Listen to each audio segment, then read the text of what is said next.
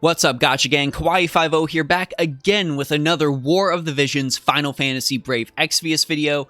This video gonna be my last tip video since, we're reaching into the million downloads of the game. We're starting to get the ball rolling, as it were, and beginner season's about to come to an end.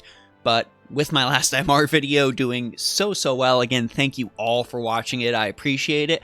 I figure let's shoot a couple more tips that people might not know about and just try to make sure everyone is as ready for this game as they possibly can be. Let's get started. So one of the big things I really want to go over is Unit Ascension, Unit Awakening. I've been looking up on the JP thing, and there is one real big set of items that is a huge bottleneck for people when it comes to maxing out your units. And that's these right here, the Rainbow Fragments of Thought, as well as the Rainbow Vision Spheres. Both of these, very limited. You see I have 24 in my inventory right now. That is not going to stay that way for long. A lot of people on JP have talked about reaching a point where they just can't level up their units, not because of a lack of gil, not because of a lack of other materials, but just because of these Rainbow Vision Spheres and Rainbow Fragments of Thought. So I'm sure you can see now we have the 1 million download celebration shop up. I know 1 million gil seems really pricey for these items, but I've definitely got to implore you to go ahead and just buy these items. Save up for the gil, maybe switch your friend gift to gil if you're running low on gil in general. Definitely buy these 100%. You're gonna thank yourself that you did this 6 months from now. Get them. Another thing I want to talk about here in the featured unit shop are these shards. I've seen a couple of people online have actually made this mistake, so I want to go ahead and hammer this home for everyone, because I actually made this mistake myself. Buying a unit's unit shards does not immediately unlock the unit for you.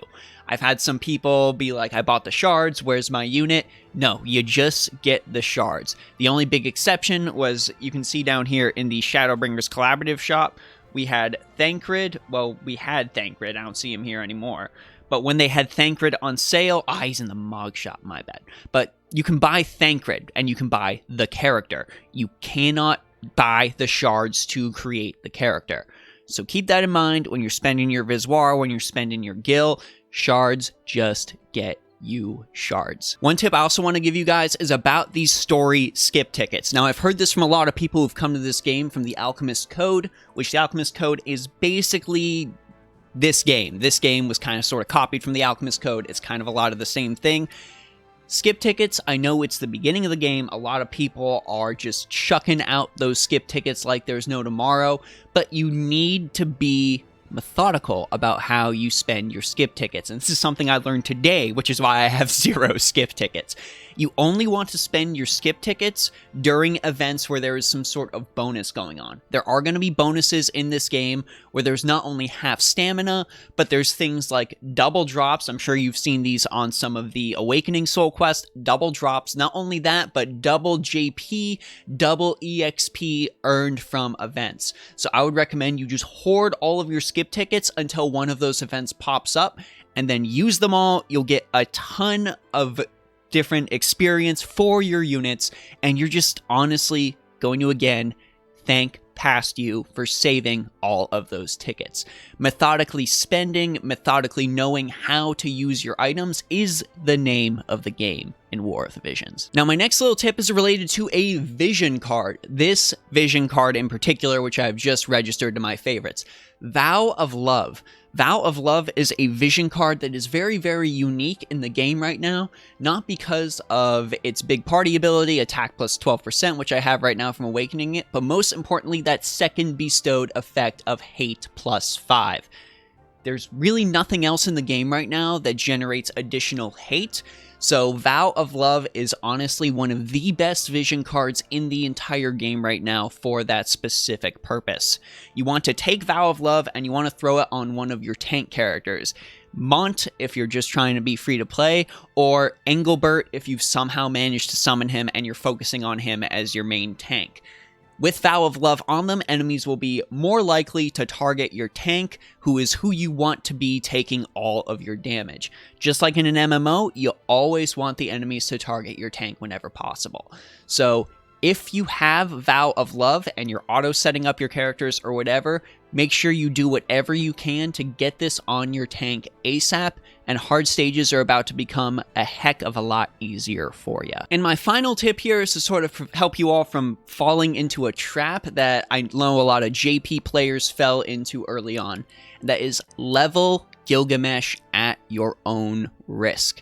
You can see I have Gilgamesh right here, but I have not sunk a lot of materials into him for a specific reason. He is very, very difficult to max limit break, very difficult to awaken. He takes like double the materials that other characters have, and when it comes to farming job shards, especially the hard difficulty job shards you can do daily, you can only farm 1 shard a day for Gilgamesh. So he's going to take a very, very long time for you to level up. Granted, when Gilgamesh is completely ascended, completely leveled up, level 99, he is one of the most powerful characters in the entire game. But the road to get there is long, it's arduous, it requires a lot of investment, sometimes it also requires a lot of money invested. Gilgamesh is considered by many to be a sort of whale character. So if you want to level Gilgamesh, I would say be ready to heavily invest in him, both monetarily and with your time if you want to do that. Forewarning, especially for everyone else, if you want an ice character to level, and you don't want to invest a lot of stuff into Gilgamesh, I'm gonna be straight up with you. Wizette's right here. He's pretty good. He's pretty good. He's pretty worth leveling. If you were pulling in the beginning of the game, you might have re-rolled for where is she? There she is. For Mediana. Mediana, also a nice character. Also super, super worth leveling. So level Gilgamesh at your own risk. You have been warned. And that's pretty much all I got for you. This will probably be my final tips video I put out. I do have a lot of other War of the Visions content I have planned going forward. I definitely want to do like some Guild Wars videos when Guild Wars finally drops. I have been doing Arena because it's auto, but when there's actually controlled Arena stuff beyond the free fights, I definitely want to do more of that as well, especially when the seasons start launching. So be ready for a lot more War of the Visions content on this channel. In addition to the other gacha game content we got, I'm going to be jumping around, maybe even playing some quote-unquote real video games on top of that. But I just want to provide you guys with content that I know I am very, very excited to make. This is Kawaii50, hoping you have a phenomenal day, hoping you realize that Shadow Lynx is best Ninja Waifu, and I will see you all in our next video.